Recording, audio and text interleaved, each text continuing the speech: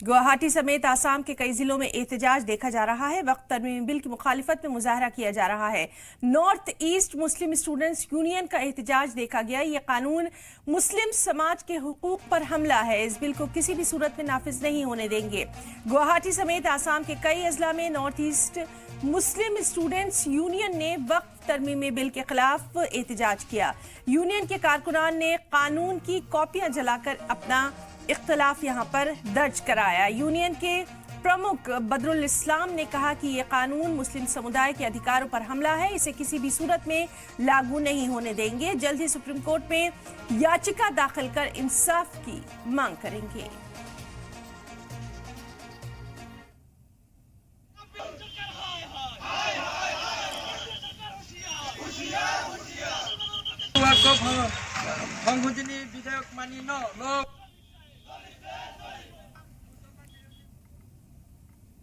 जो आंदोलन है जो वो आंदोलन भी करना पड़ेगा और जो कानून का घर है मोहम्मद सुप्रीम कोर्ट है उनमें भी हम लोग जाना पड़ेगा। इंसाफ तो उन्हीं दे सकता है जो हमारे इंडिया का सेकंड खुदा कहते हैं।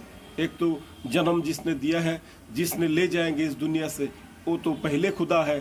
जो सेकंड जो इंसाफ देते हैं लोगों को वो है सेकंड खुदा हमारे सुप्रीम कोर्ट। और सुप्रीम कोर्ट से भी हम लोग आशा करेंगे कि आप भारत के मुसलमानों को कभी भी निराशा ना करें। हमें इंसाफ दीजिए। हमको आपसे उम्मीद है आप हमें इंसाफ देंगे। नॉर्थ ईस्ट मुस्लिम स्टूडेंट यूनियन के तरफ से आज पूरे असम में वक्फ अमेंडमेंट कानून के खिलाफ जोरदार आंदोलन शुरू हो चुका है। जगह जगह जो उन्होंने वक्फ अमेंडमेंट कानून को जलाया है, जो बिल है उसको जलाया है और साथ ही साथ जोरदार आवाज़ उठाए है। हमने नॉर्थ ईस्ट स्टूडेंट जो मुस्लिम स्टूडेंट यूनियन है उसके प्रदेश अध्यक्ष जो बदरुल इस्लाम से बातचीत की। उन्होंने साफ तौर से कहा कि नॉर्थ ईस्ट मुस्लिम स्टूडेंट यूनियन के तरफ से अभी हर रोज़ असम के विभिन्न जिलों में आंदोलन शुरू हो चुका है। वक्फ अमेंडमेंट कानून को लोग नहीं मानेंगे और जगह जगह में वक्फ अमेंडमेंट बिल को जलाया है और साथ ही साथ जोरदार आंदोलन शुरू हो चुका है। लगातार जो आंदोलन आज से शुरू हो चुकी है लगातार चलती रहेगी।